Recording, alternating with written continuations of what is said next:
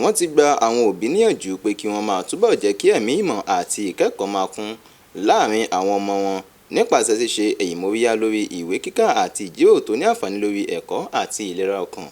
Alákòóso ilé ẹ̀kọ́ ọmọ òṣìṣẹ́ ti Síkírù Adétọ́nà College of Education Science and Technology (SACOTEC) tó wà lójú òpópónà Ìgbẹ̀bà ní Ìjẹ̀bú-Òde, Dókítà Modúpẹ́ Ọba Adénúgà tó tún jẹ́ olùdarí àgbà ilé ẹ̀kọ́ gíga náà ni ó sọ ìmọ̀ràn náà níbi ayẹyẹ oníwèé mẹ́wàá àti pínpín ẹ̀bùn ti ọdún 2025 ti ilé ẹ̀kọ́ náà. Gbémilékè Ọ̀dẹ́bọ̀ bá wọn pèsè síbi ayẹyẹ náà ó sì jábọ̀ ìròyìn. Ẹgbẹ́ àtúpalẹ̀ ìròyìn náà síwájú sí i. Ayẹyẹ ìjáde oníwèé mẹ́wàá àti pínpín ẹ̀bùn ti ọdún 2025 ti ilé ẹ̀kọ́ gíga Síkírù Adétọ́nà fún ẹ̀kọ́ olùkọ́ ìmọ̀ sáyẹ́ǹsì àti tẹkinọ́lọ́jì SACOTEC ilé ẹ̀kọ́ àwọn ọmọ òṣìṣẹ́ bẹ̀rẹ̀ pẹ̀lú orin gẹ́gẹ́ bí àmì ìbẹ̀rẹ̀ àjọyọ̀ láti lè fi sàmì wíwọlé àwọn akẹ́kọ̀ọ́ jáde.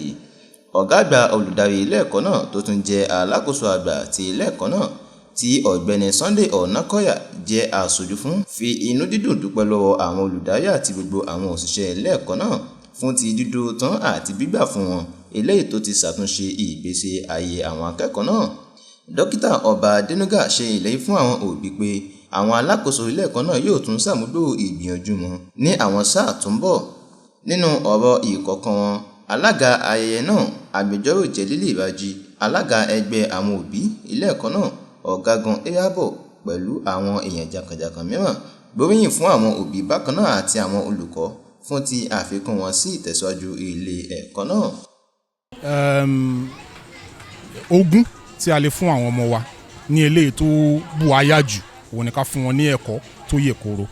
So mo bẹ̀ àwọn òbí wa kí wọ́n gbìyànjú láti tẹ̀síwájú nínú dáadáa tó ń ṣe fáwọn ọmọ wọn. Àgbéyẹ̀wò àwọn akẹ́kọ̀ọ́ tó tó bíi mẹ́rìndínlọ́gọ́ta tí ń parí ẹ̀kọ́ ni wọ́n fi lé ọ̀gá ilé ẹ̀kọ́ alákòóso àgbà lọ́wọ́ nípasẹ̀ olùkọ́ àgbà ilé ẹ̀kọ́ náà kí wọ́n lè wọlé sí ẹgbẹ́ àwọn ọmọ ilé ẹ̀kọ́ tó ti parí ẹ̀kọ́ jáde.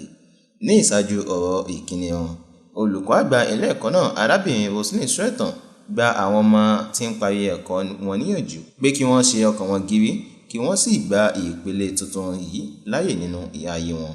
Àwọn òbí àti díẹ̀ lára àwọn akẹ́kọ̀ọ́ jáde gbóríyìn fún ilé ẹ̀kọ́ wọn fún ìdàgbàsókè àti àṣeyọrí wọn. Wọ́n sì rọ àwọn alákòóso ilé ẹ̀kọ́ náà láti má kùnà níbi ìṣedédé wọn.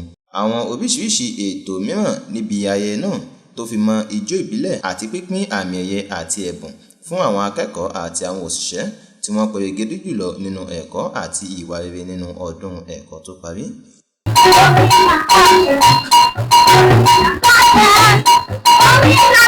Orí